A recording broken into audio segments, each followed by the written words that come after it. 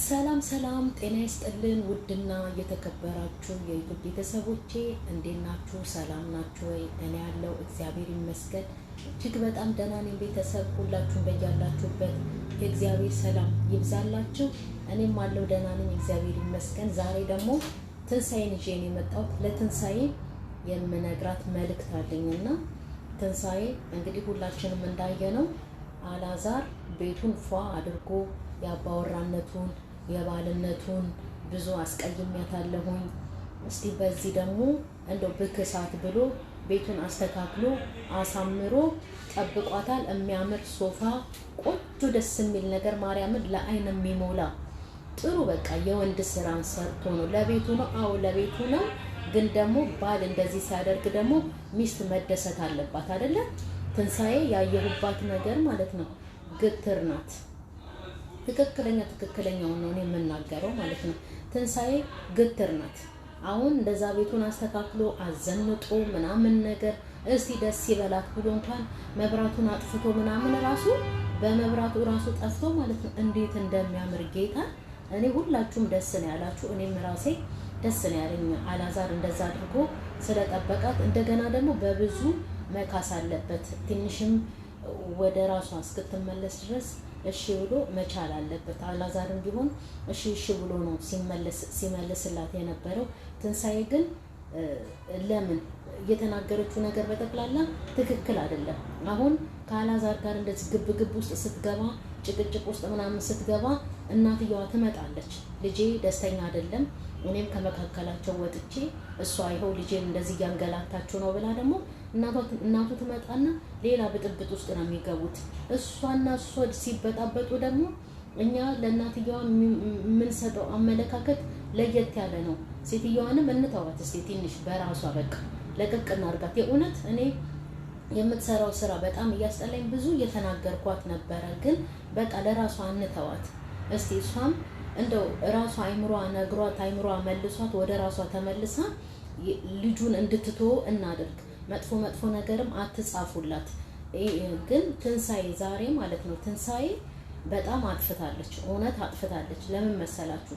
ልጁ ደስ ይበላት እስቲ ላስደስታት፣ ልካሳት፣ በድያታለሁኝ ብሎ ነው ያንን ሁሉ ነገር አድርጎ እየጠበቃት። እሷ የባል ብር እኮ የሚስት ነው አይደል እንዴ? ህጉም እንደዛ ነው።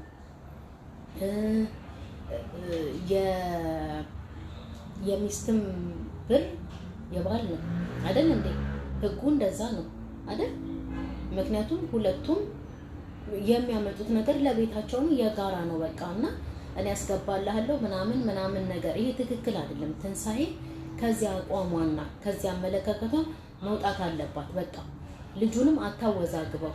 ልጁ አንዴ በእናቱ ይወዛገባል፣ ትንሳኤን ብሎ ደግሞ እሷን ብሎ ሲመጣ ደግሞ ትንሳኤ ታወዛግበዋለች።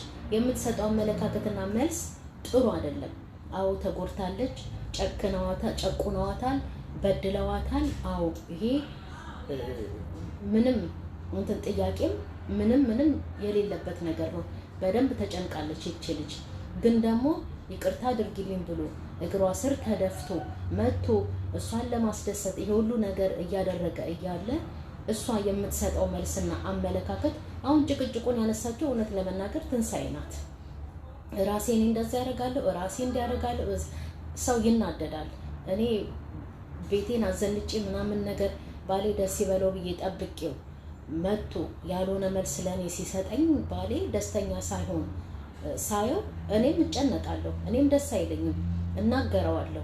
ለምን እኔ እኮ እንድትደሰት ነው እንደዚህ ያደረኩት፣ ለምን አትደሰትልኝም ብዬ የእሱን ደስታ ስለምፈልግ እነግረዋለሁ። አላዛርም ያደረገው ያንን ነው። ትንሱ ይሄ ግትርነቷን ማቆም አለባት። ልጁን አታወዛግበው። እውነቴን ነው። ተጎድታለች፣ አዎ ተጎድታለች። ሰሞኑን የአላዛር እናትና አላዛር በጣም ጥፋተኞች ናቸው ብለን ስንወቅጣቸው ነበረ። አላዛር ተመልሷል ወደ ቤቱ ሚስቴም ብሎ ይቅርታ ጠይቁ። እናትየውም ቤቷን ይዛ ቁጭ ብላለች አይደለም? ይሄ ያየነው ነገር ነው። አሁን ደግሞ ትንሱ ናት ጭቅጭቅ። አላዛርን እየተጨቃጨክ ነው ትሉታላችሁ። ትናንትናም እያላችሁት ነበረ አይደለም? ትንሱ ናት የተጨቃጨቀችው። አሁን ለምን ይቅርታ እኮ ሲባል ሁሉን ነገር እርግፍ አድርጎ ትቶ ነው እንጂ ዛሬ አቅፌው አብሬው ከምተኛው ባሌ ጋራ እኔ ዝም ብዬ ነው ይቅርታ ያደረኩልህ እንጂ ከውስጥ ያላወጣሁም የተናገርከውን ያደረክኝን ይሄ ሌላ ነገር ነው። እንደዚህ እኔ አይጥመኝም። ምክንያቱም ሳትፈልገው ነው ማለት ነው አብረው የምትተኛው አይደለም። እንደዚህ አይነት አባባልና አመለካከት የለም። ባሏ ነው፣ የባሏ ብር የራሷ ነው፣ የእሷ ብር ደግሞ የባሏ ነው። ባልና ሚስቶች አንድ ተቋም ናቸው። ቤታቸውን የሚመሩት አብረው ነው፣ ድርጅቶች ናቸው። ቤታቸው የጋራ ነው። ስለዚህ ይህንን ያወጣኸውን ወጪ እመልሳለሁ ምናምን ነገር ይሄ እኔ አይዋጥልኝም። ትንሳኤ አሁንም ቢሆን ልጁን አታወዛግበው፣ ጥንቃቄ ማድረግ አለባት። ሆርሞኔ ተስተካክሏል፣ ምንም አይነት ችግር የለብኝም፣ እኔ ከሱ ጋር ጸብ የለኝም ቢመጣ ምናምን ነገር ስትል ነበረ። ልጁ መጥቷል ወደ ቤቱ አይደለ? ስነ ስርዓቷን ይዛ በስነ ስርዓቱ ባሏ ሚላትን እሺ ብላ እየተመካከረች እሷም እሷ የምትለውን እየሰማ እሱም እሺ ተመካክረው አብረው አርፋ መኖር አለባት። ልጁን አታወዛግበው። የሰራችው ስራ ትክክል አይደለም። ትክክለኛውን ተናገሩ። ምንም ሰው ቢያጠፋ ዛሬ አንድ ሰው አጠፋና ነገ ደግሞ ያጠፋል ማለት አይደለም። አላዛር ከጥፋቱ ተመልሷል፣ አውቋል፣ በድያለሁ ብሏል። እኛንም ይቅርታ ጠይቋል፣ እሷንም ይቅርታ ጠይቋል። ቤቱን ቤት አስመስሎ እንደዛ ውብ አድርጎ ጠብቋታል። መደሰት ነበረባት ነው ወይስ ለማስመሰል ነው? እኔ አልፈልግም አንተ ያመጣኸውን ትናንትና እንደዛ አድርገህኛል፣ ዛሬም እንደዚህ። የትናንትናውን ለምን ታስባለች? ዛሬ እኮ ታርቃለች በቃ አይደል እንዴ? ለነገው ደግሞ እግዚአብሔር ያውቃል ብላ ነው ዝም ብላ ኑሯን ትዳሯን መኖር ያለባት፣ ልጇን መጠበቅ ያለባት። እግዚአብሔር በሰላም ይገላግላትና እኔ ደግሞ የምለው ነገር ማለት ነው በተለይ ባልና ሚስት አብረው እየኖሩ ይሄ ብሩ የኔ ነው ይሄ ያንቺ ነው ምናምን ነገር የለም።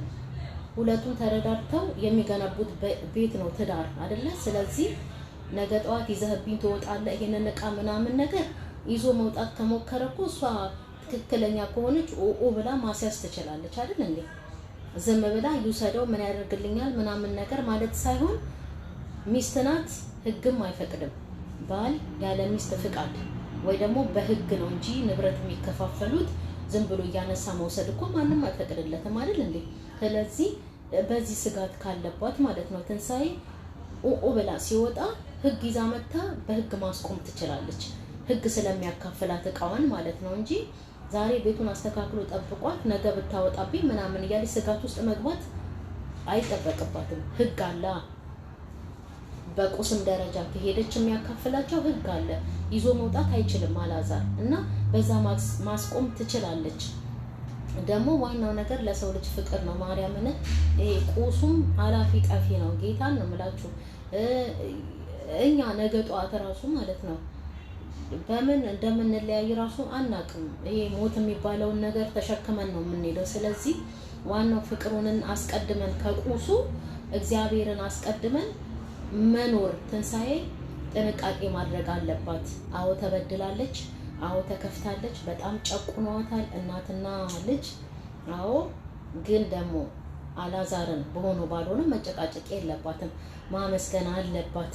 ለምን አመጣ ለምን እንደዚህ ያደረግ እያለች እኮ ስንትን ስትል ጭቅጭቁን ያነሳችው እሷ ናት። አሁን እውነት ለመናገር ማለት ነው። ይሄ ደግሞ መሆን የለበትም።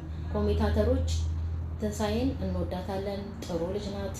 አዎ ግን ደግሞ እንደዚህ ጥፋት ይዛ ስትመጣ ደግሞ መናገር አለብን። የአላዛር እናትንም በዚህ መንገድ አናቃትም። ድሮ እኔ መጀመሪያም ተናግሬያለሁ። ምናቃት መልካም ነገር ይዛ ስትመጣ ነው።